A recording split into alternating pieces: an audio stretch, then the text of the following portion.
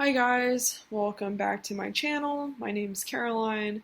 If you haven't been here before, welcome. So today I'm doing something a little different. I'm doing a drawing video. Normally I do travel videos, but obviously I'm not traveling all the time, so I thought it'd be a fun thing to do today. So I work in painttoolsai with a Wacom tablet. Right now I'm just doing the rough sketch. I like to use red for my line art, so when I go back and do the final line art, I just go over with a black or a dark brown, and it's easy to see over that red. That way I'm not confusing what my actual final line is versus the rough line. You can see right now I'm using the inverse tool. A great tool to use in Painttoolsai. Highly recommend it. So what's really great about this tool is when you see the flipped image of your drawing, you'll see the imperfections, and I cannot emphasize this enough. So, especially with faces, when you flip it over, sometimes you'll be able to see the angle of the face. It may look correct one way, but when you flip it to the other side, it looks slanted one way. It's just something you can tell it's not right. So by seeing that, you're able to fix it in the inverse, and then you can keep going back and forth between the normal and inverse to get an image that looks correct mirrored both ways. And that's going to be your best looking lines when you do that. Just going over and over my line art. That's something I do too. I'll do a really rough sketch, go over the rough sketch, and I'll keep doing this again and again and again until I get something that I feel comfortable enough with to go over and do that final line art, which I'm doing right now. So what I'll do after doing rough line art, I'll lower the opacity so I can still see it, but I'm going to again have that clear distinction between the rough lines and the final line art. And today I'm using the Crayon Tool. I like it because it has a gritty paper look. Some days I'll use the pen tool for my line art, and that's really smooth, very polished looking. I really like that. It's very digital art to me, very clean.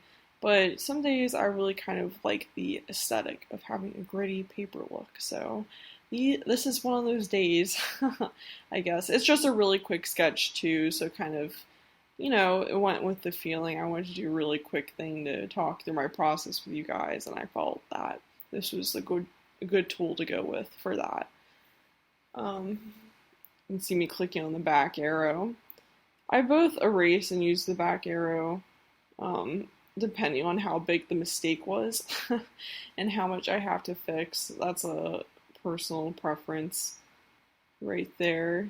Oh, another great tool, which I just used, is the Lasso Tool. You can select different parts of your line art, and with that you're able to rotate, flip, adjust, expand, and that's really great because sometimes I'll see something, I'll be like, that needs to be bigger, or this line needs to be pulled out more to here, and going with that tool I'm able to do that and get a look at it. It's really, I recommend it with doing with your line art that's not final. Today I'm doing my final line art because again it's a quick sketch, but I recommend doing that, and you can play around with looks and kind of see what looks best to you before doing that final line art over top of it.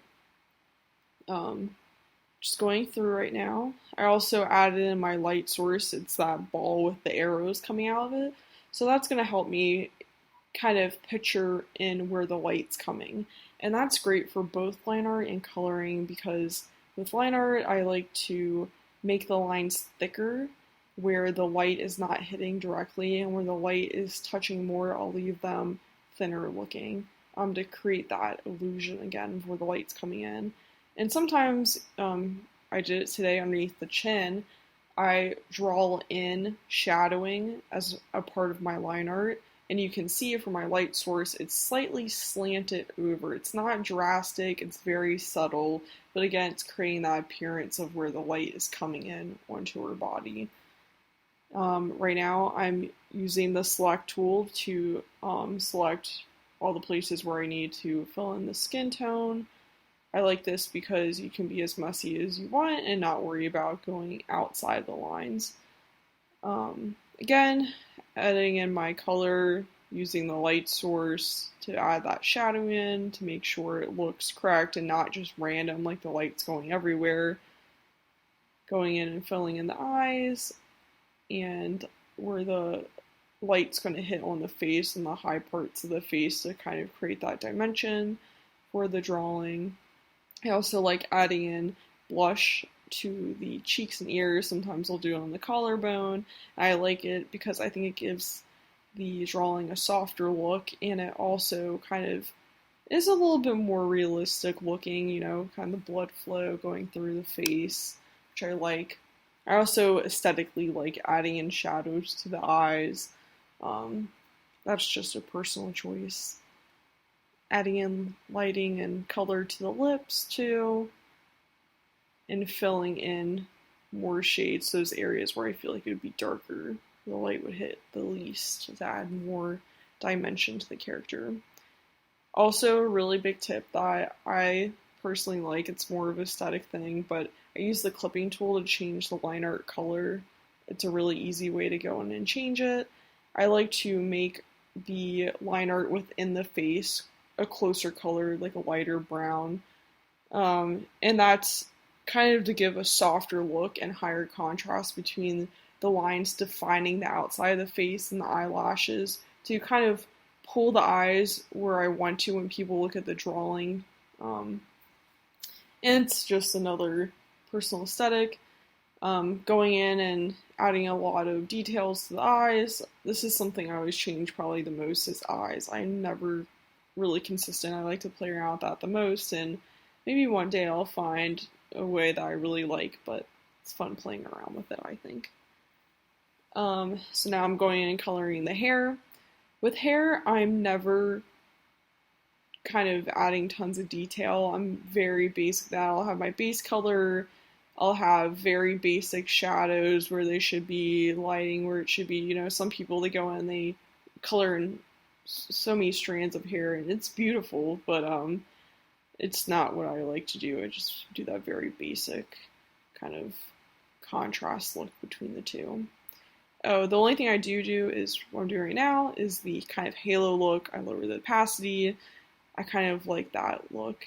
All my drawings kind of have this halo look. Maybe it'll be stylistically different if you go back further years into me drawing, but it's always there in some way. And more recently, I've just kind of been doing this kind of chopped up halo look onto the hair. And there's not much to say with clothes for today. I'll probably go and do another drawing where there's more detail to clothes. I'm going to talk about that a little bit more. Another good tip I have is when you have white, adding in a bright color to the background. You can see where you missed it. I missed on the teeth, collar, and the eyes. So, yes, color backgrounds, they are really helpful. And I'm doing another stylistic thing you're about to see, just adding the bright pink. It's just like a fun thing, playing around with that. And I'm just about to do more in the background, and not much in the background, say a very simple thing. So I hope you guys enjoyed my quick kind of sketch-ish video of drawing. I'll probably do more of these videos, and I hope you guys come back and enjoy more of the videos with me. Check out more of my art at my Instagram handle kidmoth, or check out my daily life at curlin808, and I currently have a webtoons up called Des Apprentice, and my creator name is Kidmoth. Bye guys!